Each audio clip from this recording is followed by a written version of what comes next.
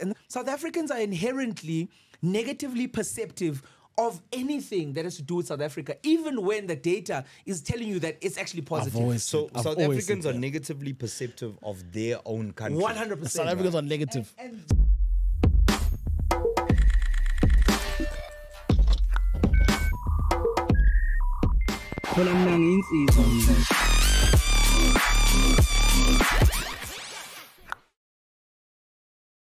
So here's something interesting. Tell us. Got a banging show ahead. Welcome to it. It's called The Shady Podcast. My name is Shady. That guy's podcast somewhere over there. How are you, brother? I'm well, brother. Shady and podcast. I'm podcast with the PH. Yeah, with a PH. And in the interest of tribalism, PH chose the guest. Yes. Yes. What's going on? We have ourselves an amazing guest today. He's in fact, you know, I never want to speak for the guest. Yeah. I am an entrepreneur, Yes. a socioeconomic commentator, and I'm a skills advocate, and I'm also a nerdy creator. Okay. Yeah. Skills advocate, nerdy creator. And of course, he has a name. Simasa Vabaza. Vabaza. There we go. I think when I knew you, you were a Y academic when I first met you. No? I actually, funny enough, was never part of the Y Academy. A lot of people thought that I came through the thought you academy. were. I thought that too. I came off the street, bro. I came off the street. What did you do there? Because I met this guy at YFM. Hustling. At the time, I think I was on Drive or whatever. Yeah, it was like yeah. 2011. 2011, 12. Yeah, into 2011, 12. Yeah, now why I was saying a Y academic is because there were like maybe 3 people that made it from Y Academy. Yeah. Sure. And that are still in the game. So Penduga was in Y Academy. Yeah. Folks, like that you still know of and that I still know. Yeah. And Yeah. So I thought you were a Y academic and No, you came off the street. I came off the street, my boy. It was, I remember thingy, Utumelo. So Zama Dube was like, hey, you should pull through. I'm looking for a new producer, blah, blah, that type of stuff. Yes. And then Tumelo, I had an interview with Tumelo, and we just sat and we chopped it up for maybe like an hour. It ended up being an hour and a half, and he was like, yo, and we were just chatting, literally. And he was like, okay, you know a lot, so I think you'd be great for the thing, and you know how to express yourself. So that's kind of where the whole all thing, starts. You. I don't want to give was it Factory? You started that agency, no? Yeah, Plum Factory. Yeah. Plum Factory. That's what I was trying to think. Well, that's where I Plum knew Factory. from. Okay, So it was one of the first, to my knowledge, black-owned sort of like Twitter digital agencies. Digital agencies. Not like a Own it. an actual agency, right? Yes. Because a lot of agencies at that time were 2013 into 14 were changing and realizing that social media and digital Yes. could be a thing. Yes. So Right. we started an exclusively black-owned Yes. digital and social media agency. Yes. And look, you guys were the plug. Talk for your shit, anything. big dog. Yeah, we made bank. I Talk won't your lie. shit, big I dog. had more money back then.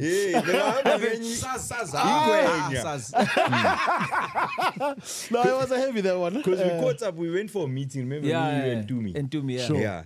And he pulled up, and I was like, "Yeah, who's him? No." Yeah. And Dumi was like, "How you die?"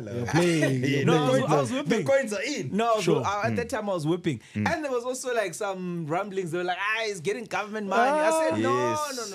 He We're was moving getting nicely. government We're money. cruising I nicely. was Remember not that getting- scandal with the ANC signboards? Oh, hectic. This Why are you guy. going there? This guy. Don't be No, like that. We were never part of that. No, he pulled up in a serious SUV. Sure. I knew he'd made it. He had a seat cover with beads. Like Makeba. That's peak Eastern Cape showing wealth. Shout out. I won't lie. But I only feel like I've made in the Eastern Cape when you've got a double cab. Like, Sure. Yes. Yeah, you've got to have a double cab. You got to have like, I'm telling you, like, it's the craziest thing. Like, a lot of the tier 2 provinces in South Africa, you don't really need to do much. And you don't really need to spend a lot in order for you to be comfortable and to be okay amongst the people that you're with. Sure. That's why you've got such a huge culture in, like, KZN, right, of guys driving double cabs. Yeah, And no, that's- double that's- cabs. then That's Sure, enough, right? sure, It's sure. enough for those Yeah. guys. And if you get a double cab, you don't feel out of place. Got And you. it's also not that, like, pricey where it's, like, into the millions where it's like, yo, this is a 2 mil car. No, you can get one for like a mil Got you. and be chilled, and you'll still be okay. Like Yeah. And There's Joe, actually Joe one gets a on. V-Class. Well, yeah. when you're in the PH Yeah, level. yeah. You know what I mean? What? I mean, Ever. I don't have one, Doesn't he have a dog. branded one? Hey? No, Doesn't I he have- sold it. He sold the branded Yeah, one. I'm good. Why? Huh? Good financial decisions. Yeah. Hey, can you like economy? The plan was to upgrade. What? I humbly. Ifuna on your fucking car. No, and also we don't talk about this, guys. We don't talk about this thing. I remember during COVID. I mean, I took the Beamer back during COVID. Sure. I took it back. I was like, why am I spending 8,000 rand on a car? I hardly drive. Hardly can't go drive, anywhere. yeah, Whatever. yeah. I took it back, and the guys were like, hi. We need to talk about this thing. A lot of people don't letting want to go, talk yeah. about the fact that you can actually pass the ball back to the goalkeeper. Yes. Like, Yes. and that was the thing. Oh yeah, without actually Without feeling actually- like you failed. Yes. And I always say to people, there must be things that you own outright that might not necessarily be at your level at that time. Sure. But these are things that no one can take away. So Sure. during those times, right, I ended up selling the big SUV, and then I kept the smaller thing. But I bought myself just a Polo sedan for the office. Sure. Then when we sold the business and COVID hit, I realized I'm burning through so much money. I was like, Trying to keep up the. no, I was like, take this thing back, Nai Polo, and a small Nyana van, like a half ton. I was like, I kept my van and my Polo. Sure. Half tonner was for trips back to Eastern Cape. Oh, obvious. And the farms. My car, You know Yeah. what? But you like swim booze. I appreciate what you're saying now, but you know what grips a lot of people? Yeah. Bazotina Bantu. Yes. Which is the worst thing Yes. you can think of. At least Kim Cheetah, like park underground. Something. Like park under, you don't need to go to Chemeli at the top. Park underground. Hey, Park shout out underground. Alex. Me, I love Shout Alex. out. No, Alessandro, no, it's my Yeah, dog. yeah. So park underground, bro. And Yeah. also they stop you at the thing. I They're don't know, yeah. There's that guy in the vest. My brother. Yeah, my brother. And he's a bouncer. He's not a Yeah. car guy. Right? Yeah, and no, he's he's- the only one who drives them up there because Sure. some guys don't want to be seen with their cars. Sure. So Sure. they go in under the thing and then the Got guys you. drive up. So don't be that guy. Well, that's how you know who's who's. There's the guys who don't want to be seen with their cars, and then there's the guys Well, who there's the insist guy- on being seen. there's the Yeah, guys who are and- smart about it, and there's guys who are Yeah. stupid. No, about no, it. I'm just working it out. I've never parked at Because the also top the of Rolex Chimeli. gang operates in those type of areas. Yeah. Oh, Zim, you are a wealth of knowledge in the first 5 minutes, man. Love it for us. But bro, we know. I mean, a lot of people know you, know the face now for facts. You Yeah. know, I think you know what? Konji, what is it called?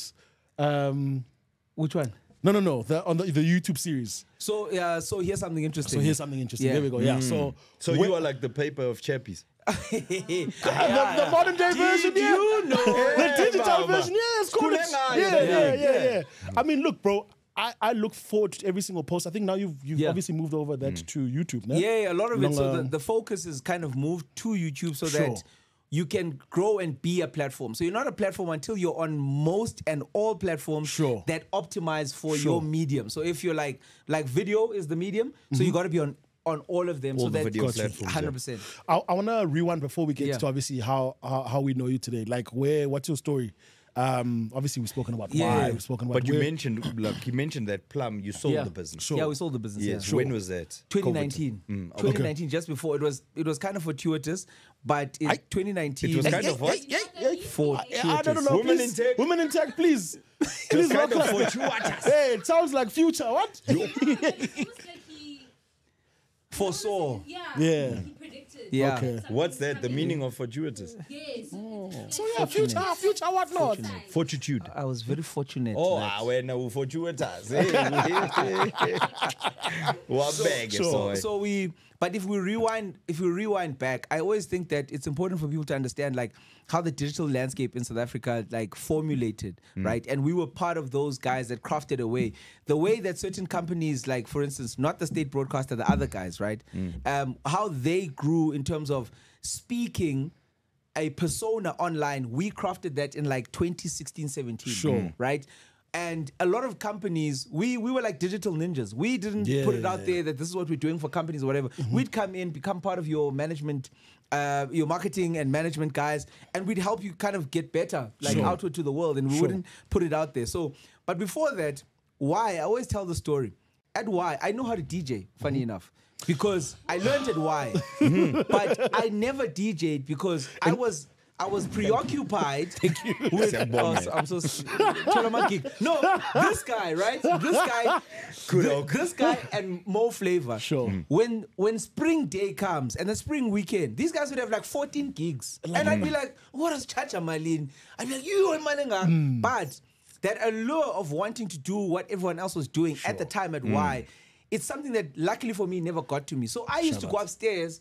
And chill with Ayanda Tikise, and he taught me how to sell and plan for media. So I learned how to media plan and media buy. He's at MultiChoice now. Yeah, DSTV, yeah. So I learned, he taught me how to do this thing. I would sit with him. Our show used to end at 12, and then from 12 until 5 or 6, whenever he leaves, I'd sit with him and we'd build presentations. I'd help him. He'd be like, hey, I want to build a presentation for brand X and whatever. I'd be like, no, wait here, I'll do it, and then you can tell me if I'm going right or wrong. Nice. So that was important. Then I realized, he hit me up, I was like, because you're on air, when you come here, we can give you a 1:5.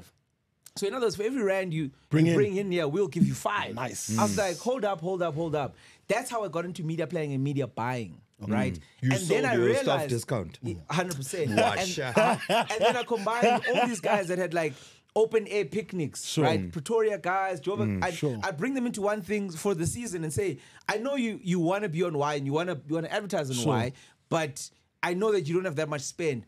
But if you give me like 60, 70 grand, I can stretch that out for you to a point where you're getting like almost like an OB or at least a call in from your event or whatever. Like a 300. 100%. Yeah. You're getting a lot. So I would pull all these guys' things together and then give them more value. So that's how I ended up not needing to be a DJ.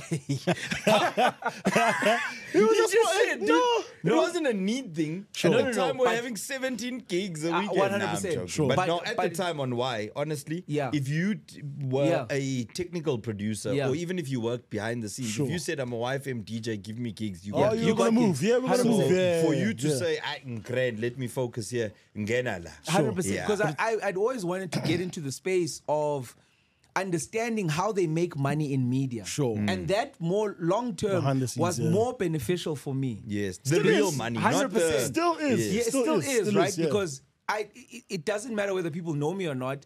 I'm still putting together campaigns across the country, across radio, TV, digital, whatnot. And that expertise has always made, whether times are rough or whatever, there's something young. Someone's always trying to do something. There's sustainability in that. 100%. And now we need to own infrastructure, guys, because we're also old enough where we say to ourselves, we must own the billboards. We must own the digital billboards. We're the ones that must fly to China and bring them in, because there's something that I always call like, what do you call this thing? Like a Bura tax. Because a lot of the, like Maburu, they went to China a long time ago and they built networks. That's where you get businesses like a Naspers. Sometimes that's how you get businesses like a Mr. Price. They went there first. We're not going there. And a lot of the stuff that we buy is made in China, right? One. But also, you are paying a tax. Someone brought it, did work, did whatever. But if you go there, you get a discount, right? If you do the work. You jumping into the queue when the Maburu have already brought it here. 100%. When you are like the third 100%. in the queue. So that gives us an opportunity to also grow something. And I always say to people, go there and build network, especially people within the entertainment space like yourselves. We've got to keep going up against and competing with companies, the massive gear companies, right? And you know those guys, right? We've got to go. You can't host a massive festival, outdoor fest, and you're still spending like 2 million rand on just the setup of stage, right? You got to own that in-house. Yes, because they're the only guys that you can go to. 100%, bro. So what you're speaking about is, I really want to give a shout out to the guys at Rands in Cape Town. What those guys have done, they've built the community, they've made the dollar, and they keep going to go own all the infrastructure. So every single week, when those guys have like a massive setup, it's their own stuff. It's their own equipment. It's their own team. That's how it should be. Yeah, so it's very. I love to hear these kind of stories from other people. You know, speaking on behalf of other people. Very dope. Very nice. So. The other thing about it is that when you go backwards, people always say, like, how did you know you could get into like advertising and this type of stuff and whatever? I always think that it's not a mistake, and I think it's a combination of various things. One, I grew up and my grandfather was a pastor, so most Sundays I'd watch him tell stories, right? Interpret a text and tell the story. The second thing was that I was always very fascinated with what language was able to do to people. Right? Just the ability to speak in a particular language. And that's something that kind of came up in Joburg when I started to understand a lot of the Joburg languages in order for me to be able to relate to you. Sure. Even if Xhosa, I must still be able to hear you fully. Sure. Right? Sure. That was one of the things. My everyday struggle. 100%. but in high school, the real key thing that got me into advertising was an advert, right? It was an advert that was like on FHM. It's a guy thing. So it was literally an ad. On the first page, it's blue and it says 3. And the next, you flip over, it says 2. On the next one, it flips over, it says the reason why all countdowns ended 1, introducing the new BMW 1 Series. Oh, nice. Like it blew my mind. Imagine like I'm in like standard 7, I'm in grade 9, and the thing like. Boom! It hits me. Yeah, you were in grade 9, Pumi 1 Series. So it literally blew my mind away. That's power. And because the way those words moved and whatever, and I was like, I want to kind of like do this, but I didn't know how to make money from it, right? Sure. And then because at the time you had obviously no point of reference. You just knew that hey, this one worked. Yeah, like bro, like a bisho outside East London, like 50-something Ks outside East London. So my reference to the world was pretty much what I could get in those things, and Limited, also I think I was a little bit coconut in those days. So you find that those things kind of shape you, and that's how you.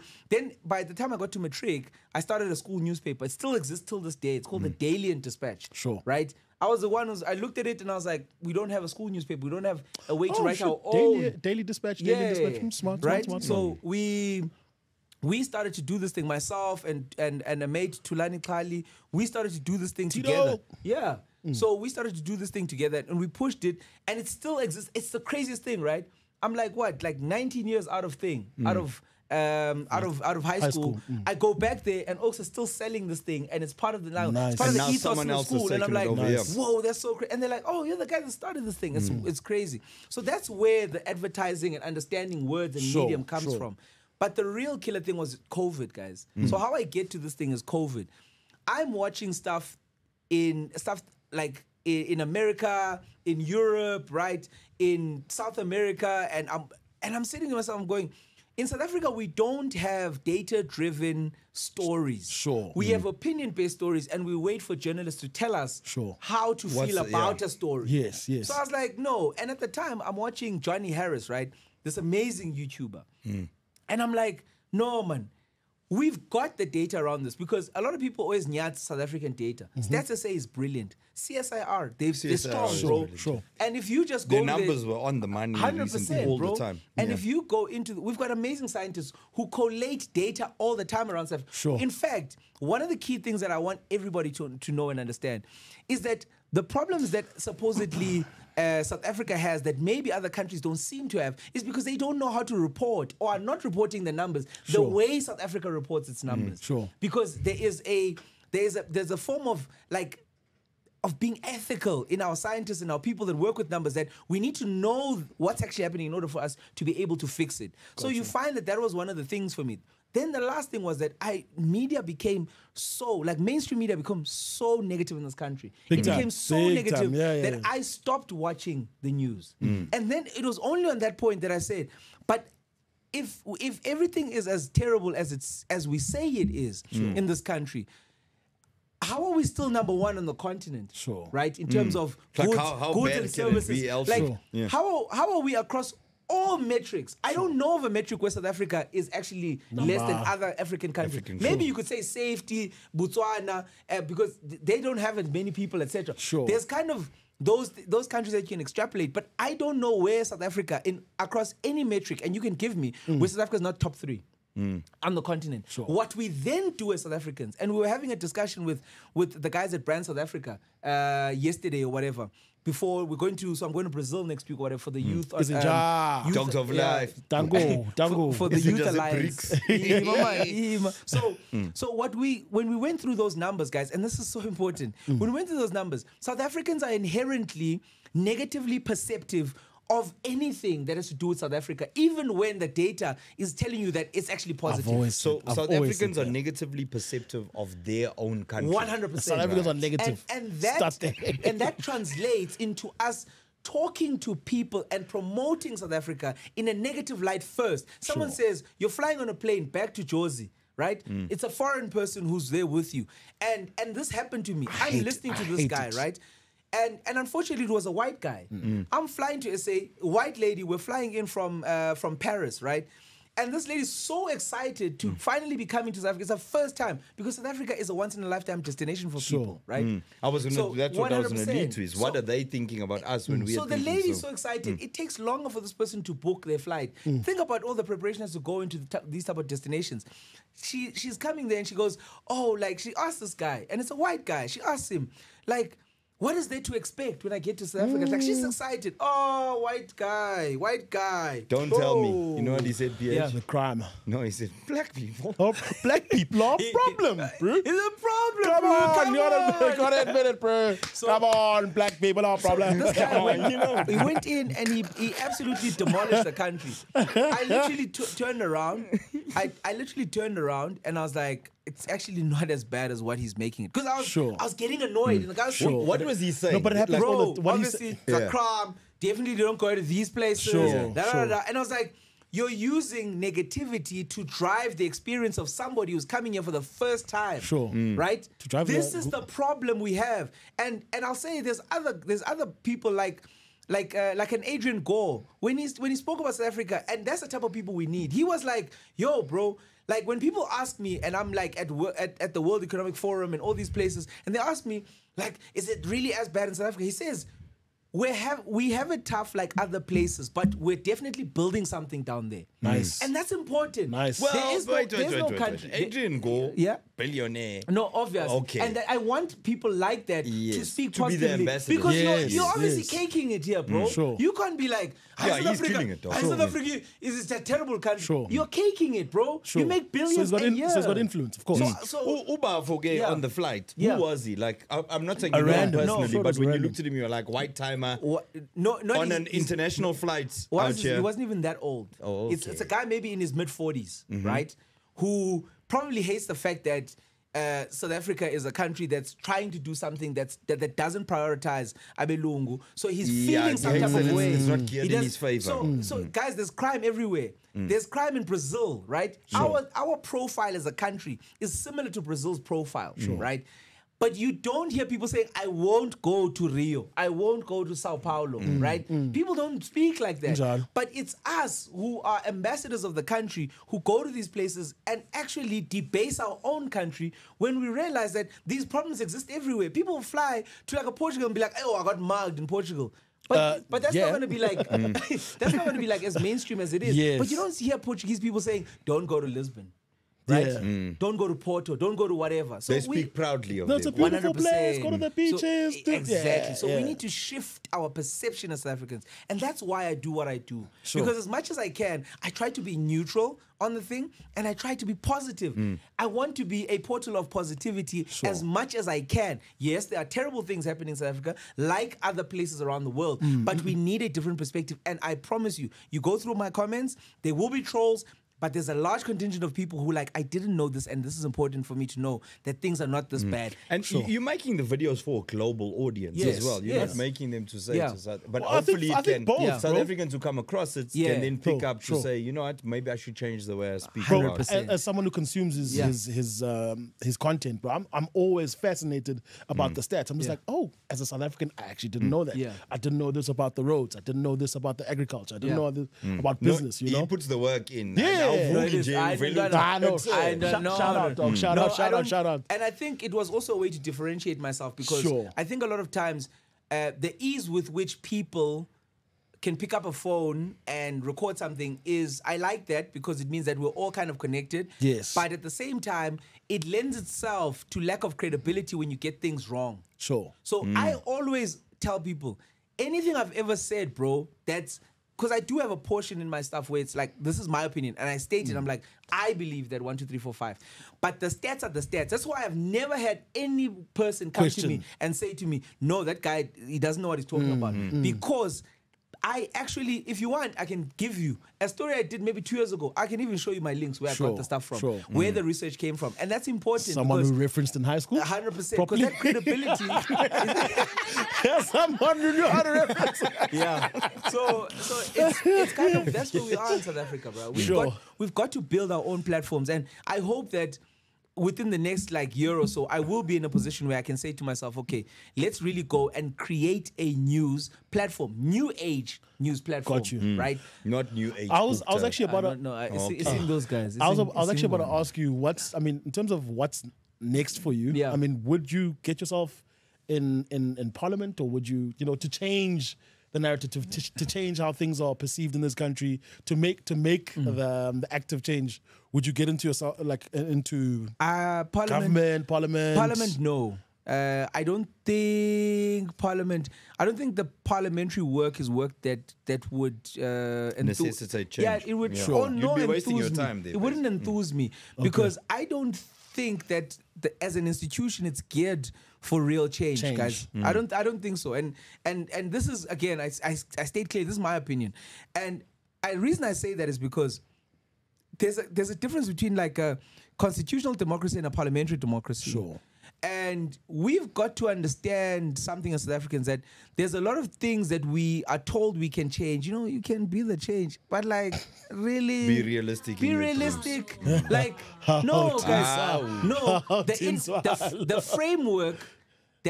frameworks that exist really hinder the possibility for actual change in this country. And funny enough, I know we didn't want to speak about this, but post the elections, I've been having conversations with different types of people, and even just before on podcasts, etc. And I've started to realize, no man, this thing. Have you ever noticed in South Africa? And think and ask yourself this question: whenever there's a real massive issue or a societal thing that we've got, there's a grouping of people and NGOs that always run to the Constitutional Court. They bypass all the courts. They go past regional court, high court, Supreme Court. They go straight to Constitutional Court. Why?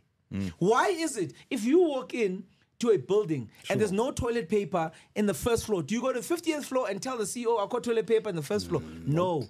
Then you start to ask yourself, why is there this behavior of always running to the Constitution whenever something is as simple as us having a discussion? Wait now, give us a real world example. Because I don't. Land.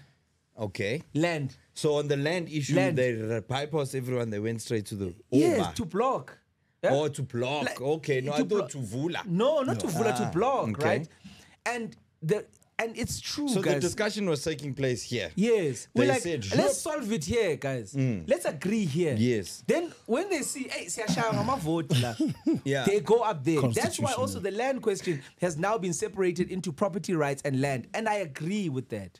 Because what we don't want to do, we don't want to infringe on property rights, because those enshrine and create the possibility for wealth for the next generation. That's how countries build wealth. That would be a things. fuck up. Yes. You just start saying to PH, Bafo, so your cribs, bring it here. So we're not saying that. What we're saying is land that can become economically viable is important to be apportioned correctly in the country, to redress a lot of things. One, a landless people or people that don't have the options. And when people don't have options, bro, if the poor are hungry, the rich will not sleep. It's as simple as that. We must have this conversation. No, and we if we are hungry, my man, we come for you niggas. Exactly. And we as the middle class. Why are you looking at me? I'm not rich. You won't sleep. We're gonna pull out. I was not overseas. Leave me alone. No, on that point that you raised, they are not about what you just explained, Uguti. What we are asking for is land that is economically viable. Right. Yeah. That is not how it's explained at all. Unfortunately, it's explained as you want land, we'll give you land. Property rights. They say we'll take property rights. No. Bad idea. Terrible idea. Because no one is going to go for that, bro. That's just a shit idea. And every time I see it online, remember, it's also like, it's kind of, it's gotten into the psyche of people to a point where they are galvanized in one direction. Simple thinking. They speak about the country negatively. Yes. Sure. It's on the land question. Yeah. You have to. Yeah. Support this thing wholeheartedly, or else when you don't want to against. And then it's like, you're against. Yes, but then it's like, you can't take away people's property rights. Everything else will collapse, and then the land is fucking useless. It's pointless as having grass. And what's really important is for us to start having. Guys, let me wait. Listen, I'm fine. Listen, right? Honestly, from personal experience, I'll tell you guys. Yeah. Right? We have land as a family, right? And me being the only male of my generation, you can consider me in charge of that land. Yeah. Sure. Now, I've got one side of the family the Zulus. Yeah. Right? And then you've got the other side of the family, the bougie ones, Yeah. who have now moved away from Ekaya. Yeah. Sure. And these ones are like, yo, this land, dog, we got to get, the Something's legalities gotta- of whatever. And I'm looking at the land as like, how can we make money with this land? Yeah, Because sure. right now, it just costs fucking money. Yes. Every month there's rates and taxes Rates and that you have gotta to be pay paid. for it, yeah. Dude, Sure. it's not a lot, but it's like $4,000. Like fencing, even. Like You see, people are now going in and out People of are your now land. going in. There's people that have invaded the land. Yeah. There's about like 30-something houses on the land that are not supposed to be there. Yeah. Whose headache is it? Yeah, My yours. head- Yeah. The family's headache. Yeah. You go to the municipality there to say, it's our place since 1906, dog. It Yeah. belonged to like my great-great-grand. Yeah. Right? This side of the family is like the land. We got to get the land, bro. Yeah. You The know? other side and is the like, other side is like, oh, what a fucking just headache. leave Fuck it. that. Just- huh? just leave it, And leave I'm it. like, where do we meet in the middle Yes. to make money from this land? Economically viable, bro. Yes. What I've picked up is that Ngapa, they're Yeah. just thinking in terms of, hey, Melibuye. Yeah. That's our land. Yeah. Motherfuckers must get off. Yeah. And this side of the family is like, whatever, have the Headache. land, because it's just grass. Yeah. And I'm like, how do we make money from it? True. What you're explaining, Yeah. people are not where I am. Yeah. They are here. Hey, it must come back. It must come back. Yes. They're not saying, it's a headache, food. Yeah. But they're also not saying, "Senza kanjani imali ngayo." Very true. You understand? Very So true. you look at like a land like the Ingonyama Trust. Yes. The Ingonyama Trust belongs to the king and the Zulu people. Right? Yes. He is the But custodian. He's the custodian, rather. Sure. Of, Yeah. My thing is, what's going on that land? Like Yeah. if we look at every square inch, Yeah. there's economic viability there. Yes. That land can be used to farm, can grow 100%. food. That food can then... There's also northern KZN. You find that there are coal deposits, part of the, I think it's I don't want to say it wrong, but there's a coal deposit that starts from Emelo all the way down into Yes. northern KZN. That's where I'm from. 100%. In Frey. Yes. You've got, The ever so Yeah, famous Newcastle Frey, that side. It's called, I think it's called the Dacre. I'll stand corrected, but coal Coal deposits, Belt. yes, yeah. So Dacre Mines was Yeah. there, Lancaster Precast, they're all on Yes. these, and it goes all the way till Lowsburg. Yes. But they stopped mining coal there in Yeah. the late 80s because, phela. Yeah. Sure. Now with new technology, They can go deeper. thank you, sir. Yes. Making that land astronomically Very more valuable viable. than it was once, right? Yeah. But it's like when the chat happens, it Yeah. doesn't happen in this way where people have a comprehensive understanding of what do we want, how are we going to what get do we it. actually mean by Yes, land? because Right? now we're saying we want the land back. Kanjan, take it away. Expropriation without compensation. No. Yes. We do still want the land back. I'm not against you, but this is a shit way of acquiring it. Yes. Then it's like, okay, we acquired the Zimasa way. Yeah. Fusekwen, that's going to take too long. See, Yeah, mine. exactly. And And then and, what? this is the conversation I was having around how to systematically do it. And it's a very simple exercise. Government has land, right? They've got the fucking most. That's the killer. But I want to Dude, make they've it, got like 700 and something thousand. but I want to hectares. make it clear, more than that, it's a lot. So I want to make it clear. What we are saying, all of the land that is owned by government is not only agricultural land. They own strategic deposits of land. For instance, are you really going to count the land that is 100 meters either side of a highway? Why would you do that? Because it's there for expansion. So we should eliminate land like that. There is national key point land that is needed. For instance, government owns land around Pelindaba in Nardis. You can't count that land. It's around a non-operational nuclear facility. So you can't count that land. So there's certain land that you must take away. That's why I stipulate agricultural land that has the possibility of gaining economic viability. That is the land we need to be having conversations about. Then that's the first one. The second one is land that is lying fallow or unused, that either has or doesn't have properties on it. So what does this mean? It means strategically, it could be a farm that's not being used, right? Where the guys decided, I'm off to Australia, right? I'm leaving it behind. So what recourse do we have because you've decided to leave? Right? That's one. The next bit of land is land that we know is in commercial hands, right? Has a very sticky past, right? Likely was either taken at the bottom of the barrel, forced removals, land acts, whatnot.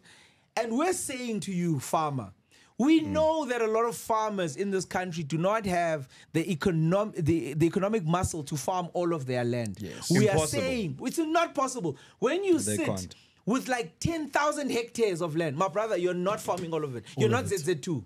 You're not. You're not ZZ2. You don't have that money. So what we're saying is that the land that is there, that is not being used, and you can't even lie to us. We can literally just take satellite images for the past like 20, 30 years and look at what you've been doing on the land. We don't need you to tell us that, no, I use that corner as a camp. We can literally be like, you haven't been using it, bro. So we're saying that land is the land that we want to go for next, right? Sure. Where it can be economically viable to do so. Then we're also at the same time going to combine the possibilities of funding people in those communities. Then we're going to ask communities, do you want to farm? Because that's another important thing. Yeah, maybe I don't want to live on a farm. Exactly. Yeah. Do you want to farm? They say, yes. How many of you are there? There are X amount. We're going to put you through TVET colleges for free to learn how to farm this land. But it's not going to happen now. Again, as I said, it's not a now thing. But if you do have kids who have come through that TVET, who don't have work, etc., then we quickly know there's capacity in this thing. There are maybe 13, 14 young people who have gone through this TVET college and are sitting at home. We're saying, okay, perfect. We need just one person to look after them. This is when now white people must come to the party. That's why this thing's got to be consultative. We've got to say to that farmer, my brother, we knew that you couldn't farm this extra 5,000 hectares. There are these kids that want to farm this land. We're going to give them inputs because this already exists in government. There are already inputs for agricultural farming, etc. Then we're going to say, okay, these kids, if you help these kids to a particular point and level where they can export and or sell their products, you get a share or you get tax rebates. Good point. Yeah. So we don't you're not need, doing it for free. No, my brother, you're doing it for free. Yeah. And technically, we'll still even that land. We'll still even lease it back to you at the rate that government sees it to be economically viable. Because it's a way of evaluating the actual value of a piece of land. The one that you are using obviously has an actual value. I plant stuff, cabbages, whatever, and I use it as camps. This land is obviously not as valuable as that land. So you can't say, no, that land is worth as same as that price per hectare. So we can easily work that out. And that's why I say there's a little bit of strong arming, but there's a little bit of just logic and coming to the table on this thing. Because what people, I think, need to get to is that the land is worth something if you can make it make something. Owning the grass, no. And owning it outright from the farmer, I promise you. Bruh, what are you going to do with that as a young person? Leave that guy there. It's a big ask. Leave all the farmers there. Leave them, let them farm, but also get skills from them. 100%. These niggas have been farming for generations. 100 years, easy. So those are some of the things that we need to have a discussion about. And we need to unpack these things so that everybody is conscientized in the right way around these things, so that when somebody comes to you and says, we must take the land, you say, my brother, which land? Which one? Which one? Because Mina, I want the agricultural one. I don't want a piece of land that I can't do anything with. Most of them wouldn't be able to answer that. Exactly. You see, they come and they say, give the land. If we specifically talk about agricultural land, then we are having the right conversation. So those are some of the things that I think as South Africans, we need to create a better level playing field for everybody to understand and not to let people tell us on either side, far right and far left, what exactly they are saying, and then we in the center who want a better future but don't want to destroy anything are sitting there going, yo, hey, they're allowed this time. And they're always on extremes. The one side is saying, no, if you let that happen, we'll turn into Zimbabwe. Exactly. And then the other side is saying, give everything, fuck you. And if we don't deal with the land issue and get in front of it, the land issue will get in front of us, and we will be dealing with people that are aggressive and don't want to conversate. They don't want to. I'm super impressed. I'm also super impressed. I won't lie to you. How many of us are there that think like that, though? Not enough, but it's important that there are, and I can popularize stuff.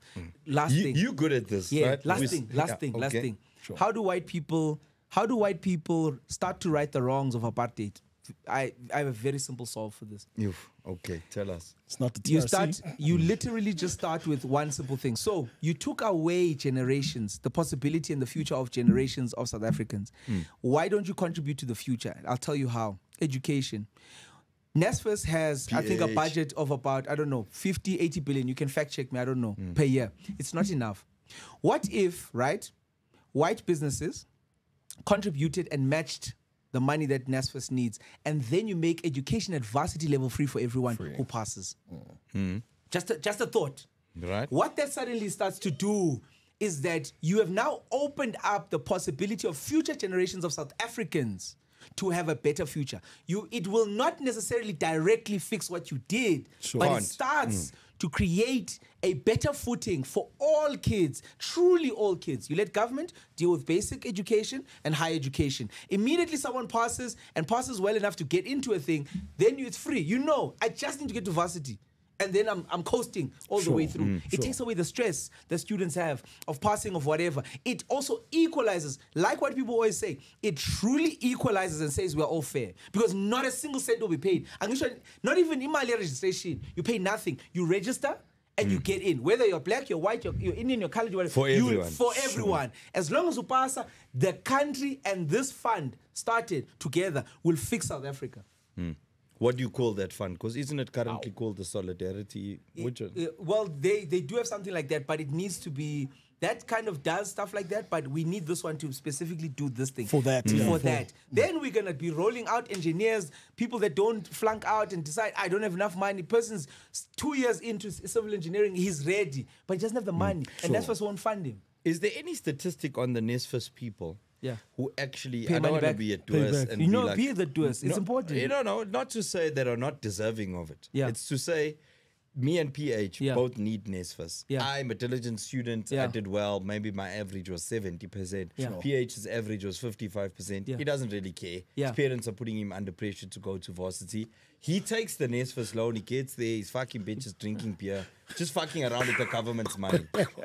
He lasts maybe 1 year in this course. And he jumps out. Yeah. Jump in another course. Shinja food. I understand. Jump in. That's Those such guys. that's Sounds such an like most of our important question. SRC guys. because- What? No, no. Sounds like most of the You know, guys. but in SRC. during fees must fall, Yeah. right? I'm not pointing any fingers to any But- fees must fall agent, but a big thing was when the movement started, dude, everybody was like, man, these fucking kids are right, dog. Sure. Why are Yeah. they paying so much money? Manje, uvimba bantu because of financial reasons. Yeah. Come on, let's make fees fall, right? Yeah.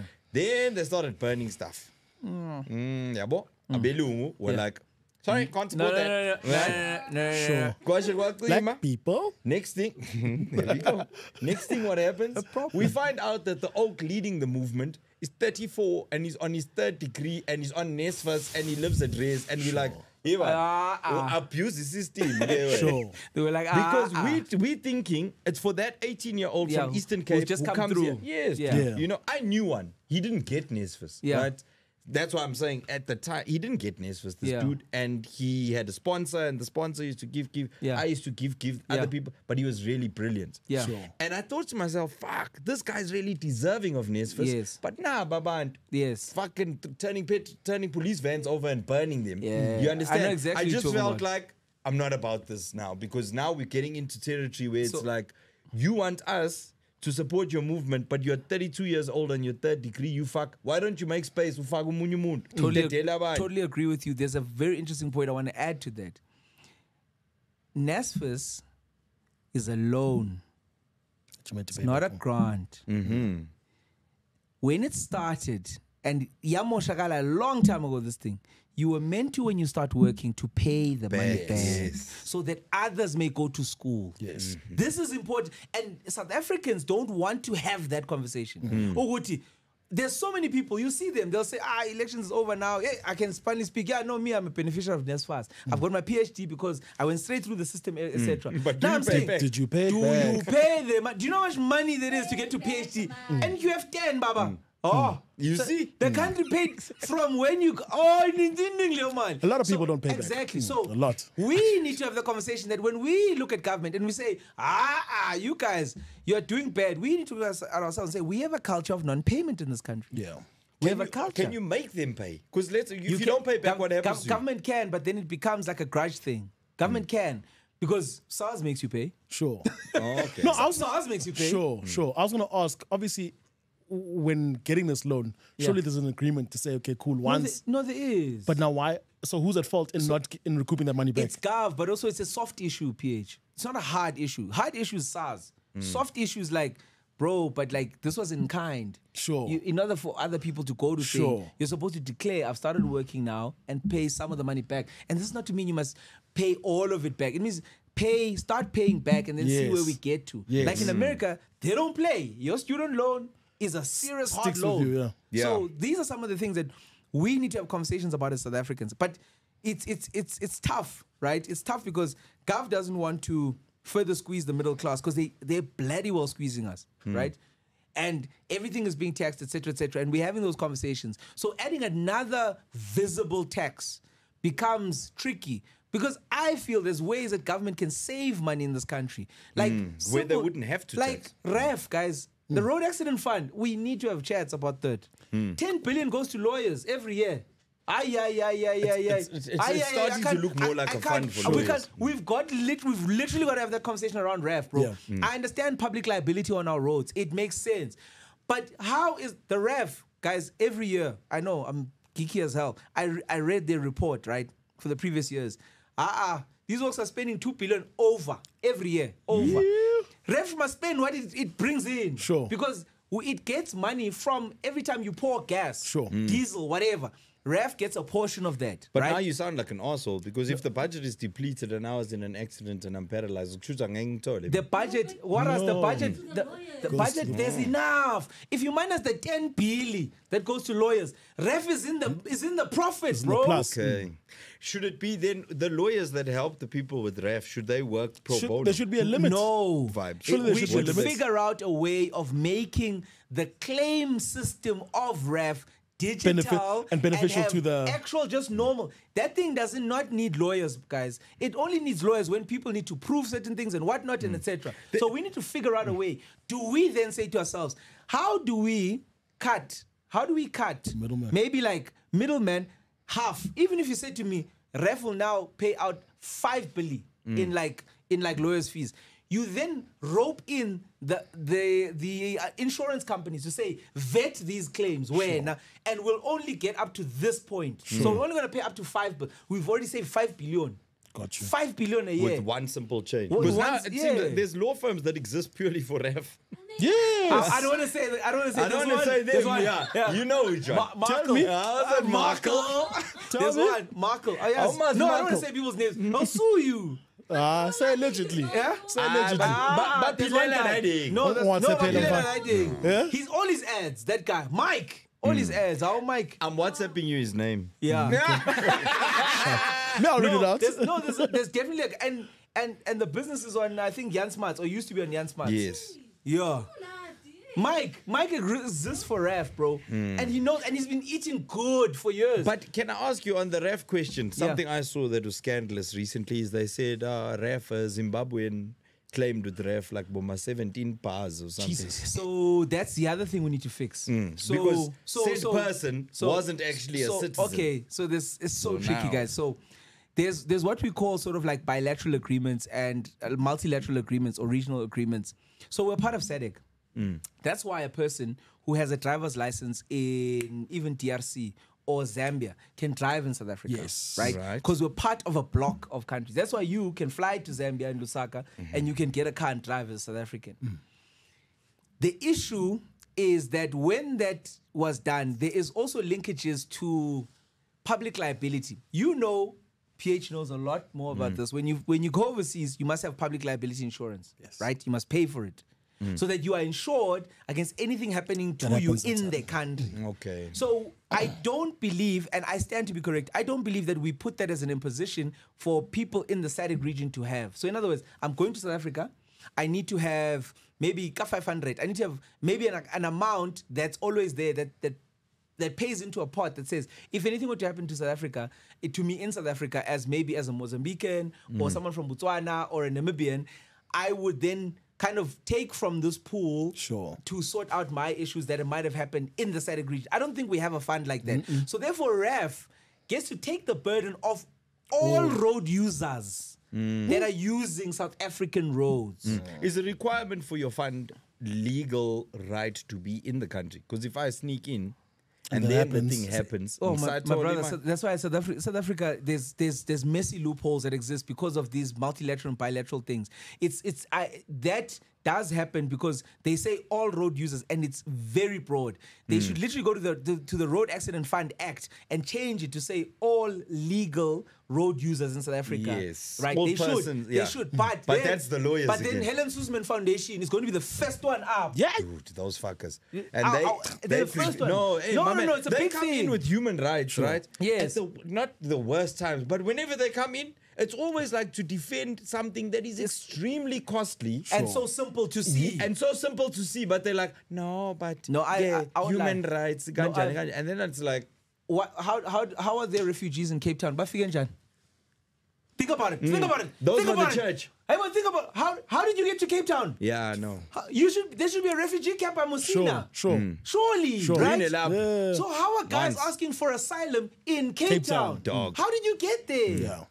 We need to have serious chats. But you see, I know immediately. Helen Suzman. Yeah. First one, Helen Suzman. They do it with the buildings as well. Remember Sure. the building collapses, for Yes. example. These buildings that are in the CBDs, just on that land question Yeah. as well, the government owns a shitload of buildings Yes. that can be fixed and used for Immediately. housing Sure. and offices. especially yes. especially in the CBD. in the CBD, yeah. right? And in other CBDs, not only the There's Johannesburg not, CBD. there's not a single Berea that's like decent in the country. No. Like think of a Berea and you just know it's run down.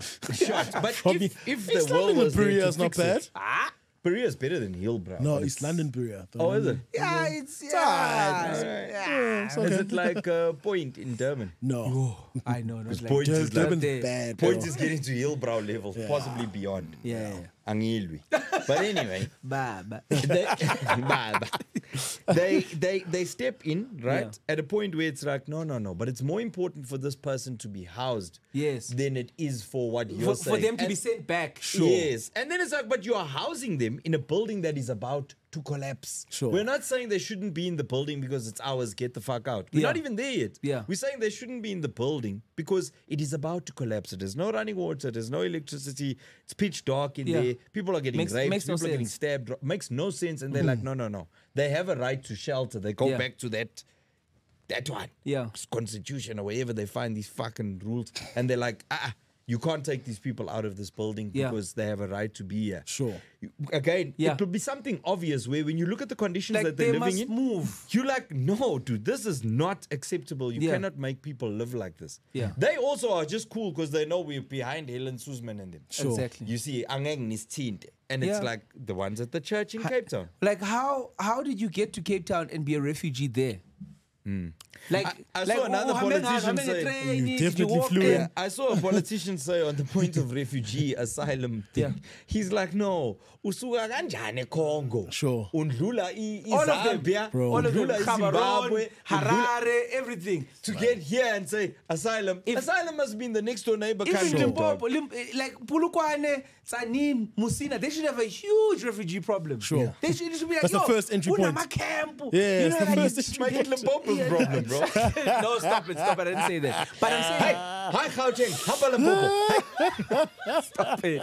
Stop Wow. it. No, What? I'm not saying that. So what's important to note is that there are certain things, as you rightly say, Waras, that are so clear for people to see, and we need to have a better understanding of this thing. And it's true, Zimbabwe's problems are our problems. Sure. It's true, but at the same time, can we shore up the border? Because if we do that, then we start to have, okay, what's the actual situation? Because if we don't even have the data and the numbers, Sure. right, we're all having an opinion-based discussion. Because government should come there and say, from what we have Gathered, extrapolated, there are 10,000 people coming in every 2 weeks or something. Then we say, do we think that's a problem as a country? and Because their numbers are always off. no one has the numbers, guys. No one has the numbers. And until we start to have the numbers, or we say to ourselves, okay, we're going to partner with farmers on the border of the Limpopo, and we're going to put sentry towers that are going to track and just motion track and count for just 1 month, Sure. and see what the problem, like how big is this problem, right? As a start, so that because also emotion is a big problem. South Africans are emotional, right? So we might be like, it's a big problem. Some people are like, no, it's not. You guys are exaggerating based off our ideologies around the issue, and we shouldn't have that. We should have data to back up our feelings. Yes. Is it a problem or isn't a problem? Isn't it a problem? The other thing, you've got the ZEPs, right? The Zimbabwe permits, which were the permits that were dished out for people when they came here seeking To work. yes, To work. work. Okay. So it's a very simple thing. let's do an audit. Cancel all of them. Let's do an audit. Hold on. Let's do an audit. Figure out who's still working under those permits. Who does it still apply to? Are you a skilled laborer in South Africa? Do you work? Is it gainful employment? Does it make sense? Can it be backed up? Are you registered with the thing? Perfect, sir. You keep yours, or we give you residency if you stay there for long enough. You, my brother or my sister, it's not going to work out. We have to start defending the right of law in this country. We literally have to. It might not make us feel good inside, but we literally have to do the law-abiding thing. Then we can have a session where we say, we know the law, we understand it, we've applied it in this way, but we feel that these people should be in this particular way. It doesn't make sense for us to still be fielding a lot of people from Zimbabwe, and this is important, and who are suing us as a South African government. And we're saying, but Makanga, this thing, like, how did we get here? Like, how we now we must take this heat, and unfortunately, everyone always polarizes this issue. It's not a polarizing issue. What's the law? Like, not my opinion. Yeah, but with this, the Helen Suzmans and the NGOs will make it complicated. They don't want. Because there's a grouping of people in this country who benefit from having low-cost labor. Just look at the George incident. Look at the George tragedy. Well, even just the example you made about, like, if you go through the permits and you decide who's going to be here, who's not going to be here. Yeah. Who the fuck's going to deliver the Uber Eats, bro? But I've started seeing a lot more South Africans, by the way. Hold on. On that point, I think then we can obviously lean into are South Africans really employable? You sure you want to jump on that point? Can we actually have that? Are South Africans employable? So we have the skill set. I want to have I want to have this discussion on on merit. Not even on merit. I want us to say on a sectoral basis. Then no. A sectoral basis. Because not each industry has the same requirements. Right? Or entry level requirements for it. So the first thing we have to have a discussion about is the willingness or the lack of willingness of the hospitality sector in this country to employ South Africans. Right? And restaurateurs. Is it a lack of willingness, or is it like it's facing reality? It's cheaper. It's cheaper. If it were more expensive, is it sustainable? In other words, a waiter currently who agrees to, I'll only work for tips. Okay? Yeah. Here comes the South African says, "Ngifuna basic ya 6,000 and then ama tips wami." What, you understand? Is it sustainable for your cost? I think let's put a carrot in a stick. Let's have both so that a business knows how to move. So in other words, you employ more South Africans, right? You employ more South Africans, you get tax rebates. So we're not going to take anything from you, nor do you have to pay us more as the operating business. Boom. That's a start. But if we believe that this is the acceptable threshold, and you can prove that you were not able to, after numerous times of trying to get South Africans to come and do this work, not able to meet that. 100%, you're able to then do that. I then want to add to that. Okay, let's leave the stats and whatever. Yeah. South Africans are deemed lazy. By who? By South Africans. But by Uber Eats. No, hold on. Let's just No. But this is where again I always go. There's a feeling that exists in South Africans that is inherently negative. I'm not saying that South Africans are the most hardworking people we've ever seen in our lives, because there is, and this is scientifically proven, that there is a feeling of things will be fine in a country that you are in if you are born and raised in that country. There's just a feeling of like, oh no, government will look after me. There is that thing, right? And it exists. And unfortunately in South Africa, because we're more and more becoming a welfare state, it's something that's now becoming inherently ingrained in a lot of people. Old people our age, people who are starting to get 45. It's like he's waiting for something from the government. So that's one aspect of it. So we need to have that discussion to say, okay, in this sector, is it able to take in South Africans? Remember, inherently, right, guys from other countries, because of how those countries are structured, things like motorbikes are a strong form of transportation. Yeah, so as South Africans, a motorbike is seen as a toy, as a weekend thing, as a whatnot, etc. So I had a motorbike in Cape Town, and they were like, "Oh, why do you have a motorbike?" So it is a thing that it's not part of our nature. When he pulled up at his friends' houses, they were like, "Oh, I thought you were bringing this." How's it here? So that is a conversation that we need to have, right? So do we need to upskill people? Yes, I believe we need to. So that's the one, because if you say to, does a South African want a job to drive? They'll probably tell you, yeah. Like, do you want me to drive? Like, do you want me to deliver stuff and just drive? Yeah. Sure. Like, they will. But a motorbike presents a reality that they haven't been exposed to when they were even young. Whereas you go It's to like another country, level to enter. 100%. You go to another country, and that's easy to do, and that has to play into the psyche. Sure. The second thing, right, is we've got to then look at the psyche of people and say to ourselves: are we now shortcutists? Are we always looking for a shortcut to a particular place, right? And the data would suggest that we literally are those type of people, because there are certain jobs that we're not willing to do, but that could be because we come from a country that allows us to do that through the welfare system that we have in place. But that's a problem. Wait. Which are the jobs that we're not prepared to do? Sorry. Wait, before you get into that, but that's a problem where people are selective of, in a country where it's limited in terms of employment, you're selective of what you No, that's freedom, sir. Yeah. You can't say, I'm your sebenza, because you don't have a choice. You can't do that. With what income? No, I'm saying like in terms, you can't force the job on them. Someone is presenting an opportunity for you. Yeah. You're like, don't feel like doing, I don't feel like doing work. it. I'm gonna sit at home. Is a bit of a fuck up. But if you say I don't feel like doing it, I'd rather do something and I else. don't want to seem privileged in what I'm saying, but I'm just saying gainful employment is always the term that I like to say. Like, there is gain in me being employed in this way. Sure. But also, employment in South Africa is not monolithic. It's not one thing, right? It's got to be looked at on a province by province basis and a district by district. And what do I mean by that? The minimum wage, or the minimum / and also living wages that we apply uniformly around South Africa don't make sense. In Joburg, it's not the same. It's not the same as like Eastern Cape or in Mangaung, etc. And we need to have that chat to say, okay, how much does it cost to live in this area relative? Because when you go to the ground and you ask people, bro, if I score you X amount of thousands, it's below this thing. Would you work for this thing? They're like, yeah, I would do this. But the government would then say, you're not allowed to do that. Now, they are doing that because there are places in this country where mass exploitation of workers is a thing. But if you're trying to bring in maybe 20, 30 people, right, on a farm to work, right? Sure. Or in a delivery setting, you've got a little warehouse somewhere, somehow, and people want to work, you can say, hey, I can only hire 5. That's what government is saying.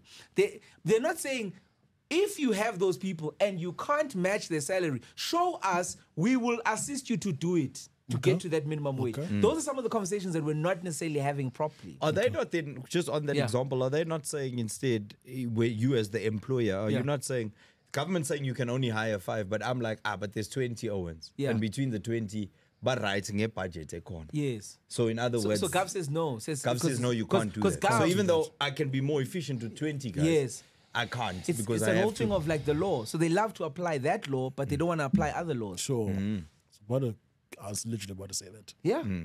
So that's where we are as a country, and unfortunately, we're gonna need some assholes, right? We're gonna need some assholes for at least the next 10 years who can have this conversation and say, no, fuck off. Like, this is how we're going to do it. This is it. And that's why we end up... Assholes on the employer side. No, on the Gov side.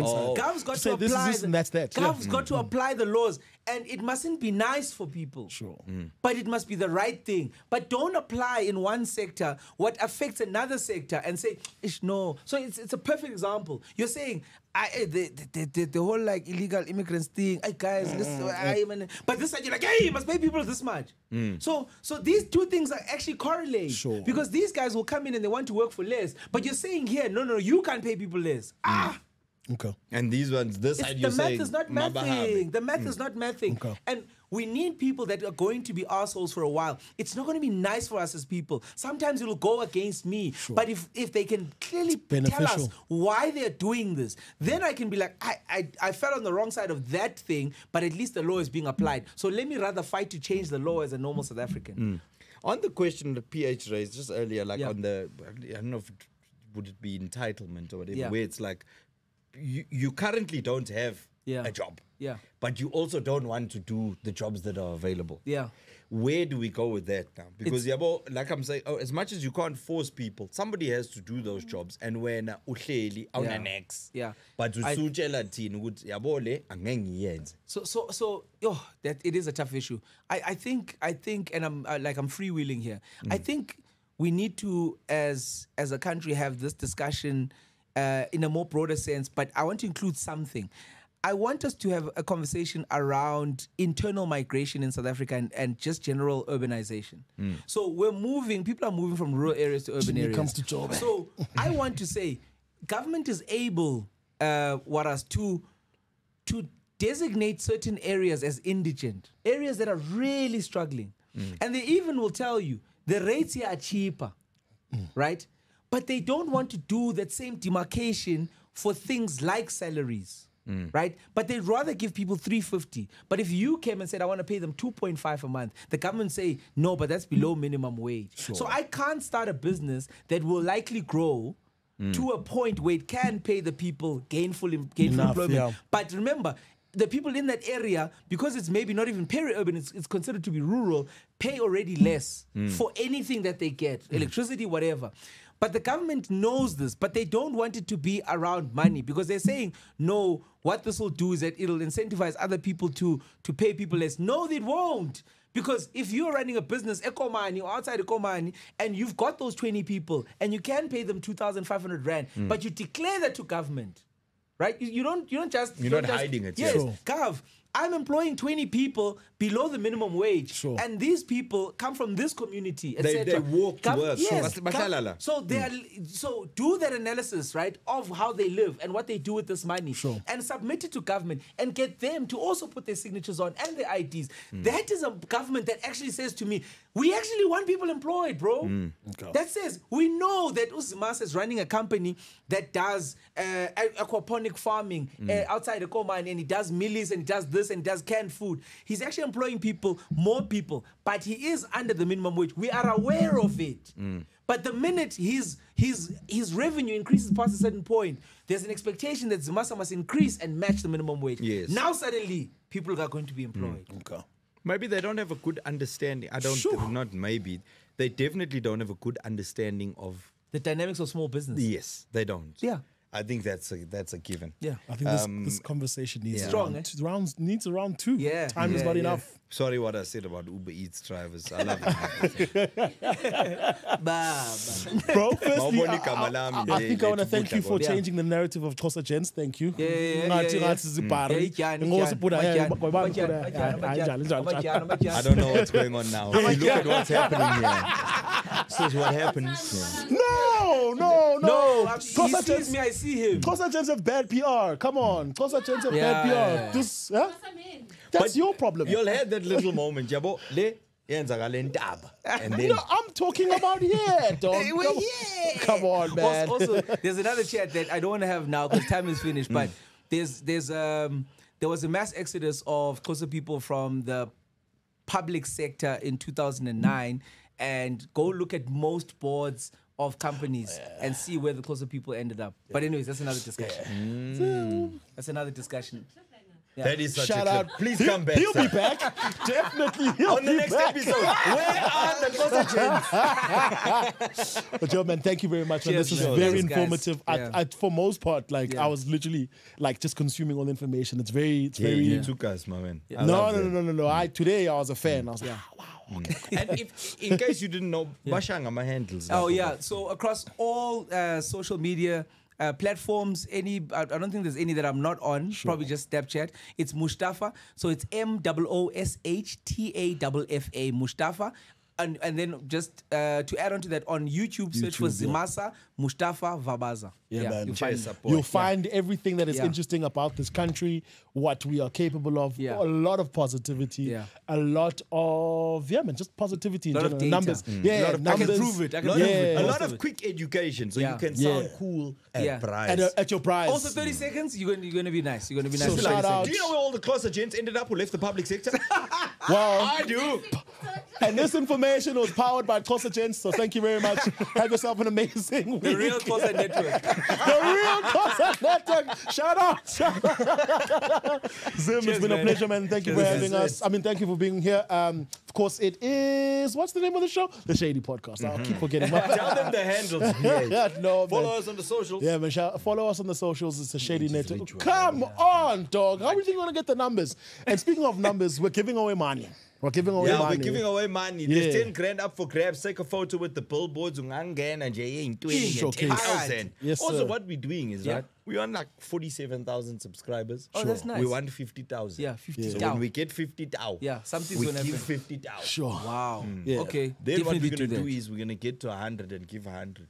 Don't know about that, but... Then what we're going to do, then we're going to get to...